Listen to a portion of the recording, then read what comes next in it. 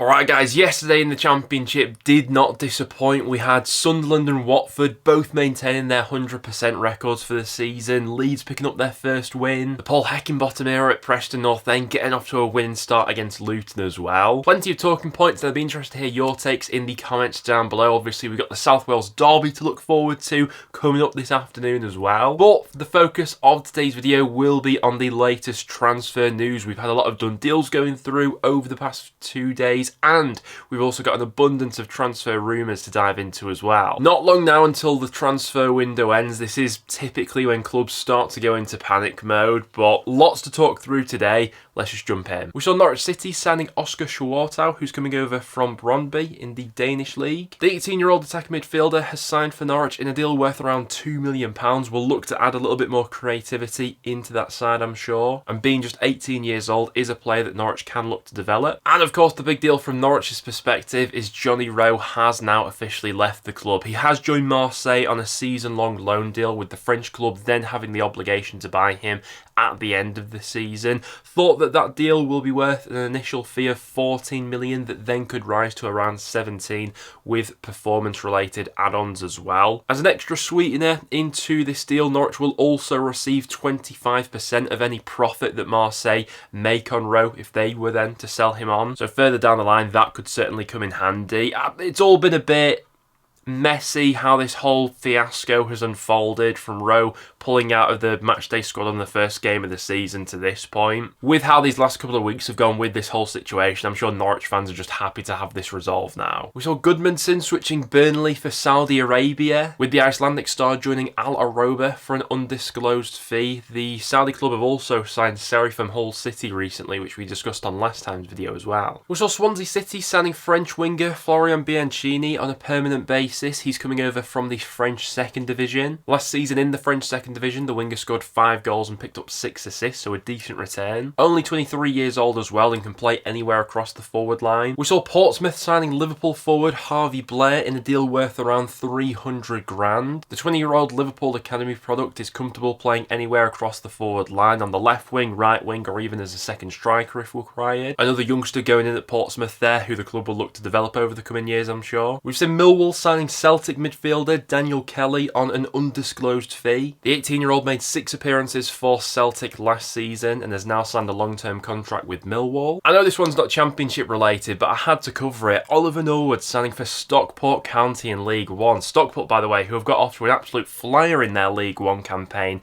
Honestly, I think that's an absolutely tremendous signing. I really thought that a few Championship clubs would be all over Norwood upon him leaving Sheffield United, but he's taken the step down to League One. I'm sure he'll absolutely smash it at that level. We also saw Plymouth Argyle completing the signing of Blackpool goalkeeper Daniel Grimshaw. Grimshaw, someone who does have a bit of Championship experience behind him from his time with Blackpool when they were in the Championship previously. It's now going to be Grimshaw and Connor Hazard battling it out for that number 1 spot at Plymouth this season. And we also saw West Brom snapping up Barnsley's Callum Styles on a permanent basis. I think that one could turn out to be a tidy signing, especially if Corberán can unlock Styles' full potential, which we have seen previously at Championship level. He's obviously had a few loan spells out these past couple of seasons. I think the move to West Brom could suit him. A very versatile player who can plug a number of different gaps for the Baggies. And of course, the big departure we've seen from the Championship over the last 24 hours is Jack Clarke officially joining Ipswich Town in a deal worth an initial 15 million, then rising to 20 with add-ons included. Sunderland obviously riding high at the top of the Championship right now, but there's no denying this comes as a massive blow to their potential promotion hopes come the end of the campaign. Clarke was arguably the best player in the Championship. I do think Ipswich are getting a really good deal there in terms of the money they're actually paying for Clarke, his ability to step up to the Premier League now at this stage of his career. I think he's ready for that challenge. Don't get me wrong, Sunderland still have a very talented squad, even when you take Clarke out of the equation. But he was definitely that player that gave them that sort of X factor that could definitely be capable of winning matches on his own, if you like. But those are some of the done deals which have gone through over these past couple of days. Now, without any further ado, let's jump into the transfer rumours. Burnley's Dara O'Shea is expected to get his move to the Premier League as he nears a move to Ipswich Town. There's been quite a bit of Premier League interest in the Burnley defender this summer. We've previously spoken about the interest from the likes of Wolves and Brentford, who have both been chasing his signature quite prevalently throughout the summer. But it would appear as if Ipswich have won the race to sign him, this deal being worth a base fee of around about 12 million, which could potentially rise to 15 with add-ons included. Luca Colioso, another Burnley player who could be heading for the exit door before transfer deadline day. Wolves are reportedly in talks to sign the teenager, and Burnley's squad really could be decimated between now and the end of the window with the amount of players that are being linked away with moves at the moment. You also got the likes of Wout Weghorst and Manuel Benson, who were left out of Burnley's matchday squad against Sunderland this weekend amid transfer speculation relating to those players as well. Zeki Amdouni, another player who looks probably more than likely to leave Burnley before the transfer window ends as well, with Benfica currently in negotiations for the Burnley star. According to Fabrizio Romano, this deal is currently being discussed, a potential loan with option to buy at the end of the season. Come off the bench in Burnley's last 2 games of the season, scored a really good goal against Cardiff, but with Benfica chasing his signature, you'd imagine this situation only ends one way, and that's with him playing in Portugal this season. Interestingly, despite Burnley's shortage in other positions and them really needing to patch up other positions before the transfer window ends, they're currently being linked with a move for Bournemouth shot stopper Mark Travers. Now, this I'm sure will be on the precaution that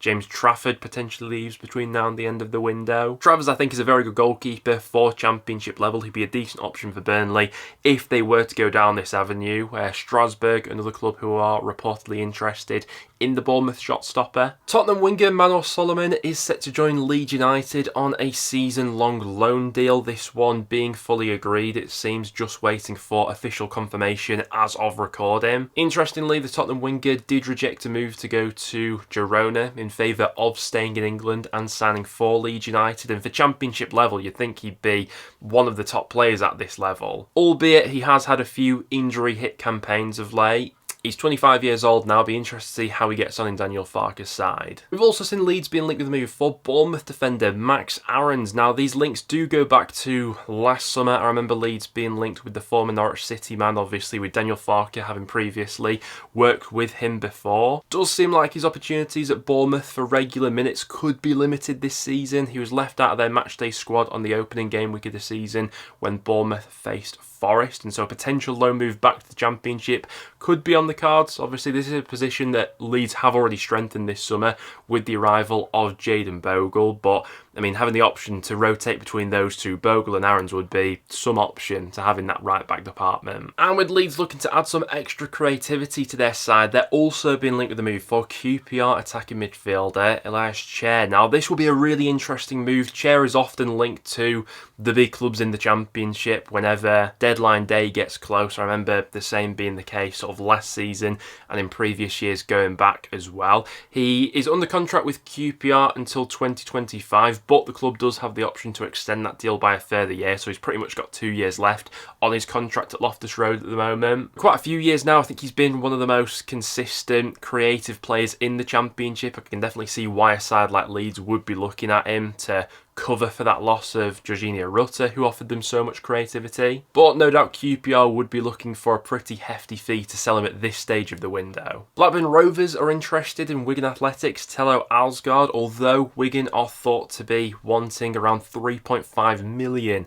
for the midfielder's services, which seems to present a bit of a stumbling block for Blackburn. That's more than Rovers would be prepared to pay at this stage, it would seem. The 22-year-old scored 8 goals from midfield in League One last season. It's not that surprising that he's got a few Championship suitors right now. Birmingham winger Sariki Dembele is still an option under consideration for Blackburn Rovers as well. Interestingly, he didn't feature in Birmingham's matchday squad that faced Leyton Orient over the weekend. Watford are reportedly closing in on a deal for former West Ham United defender Angelo Ogbonna. The 36-year-old is available on a free transfer upon his contract with the Hammers running out in the summer. He's 36 years old now, plenty of experience, and while no longer at the peak of his powers, I think for the Championship it'd be a nice option going in there at Watford. Ipswich defender George Edmonton is still someone who's on the radar of Portsmouth, but a deal at this stage of the window has been described as unlikely. That could see John Mousinho's side moving on to alternative targets for the rest of the window. And what does the future hold for Leicester City forward Tom Cannon? Earlier in the window, it seemed more than likely that Leicester would sanction a loan deal for Cannon somewhere in the Championship. I think that would have been a great option for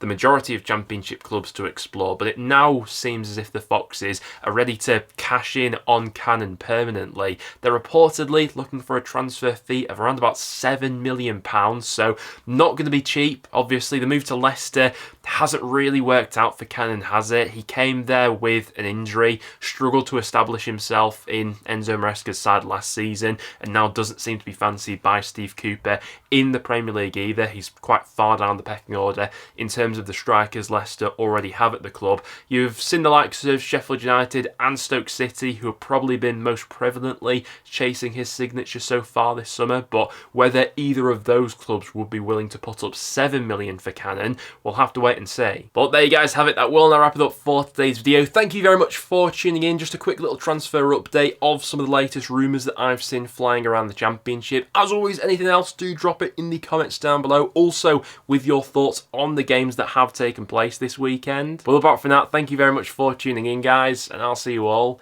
in the next one.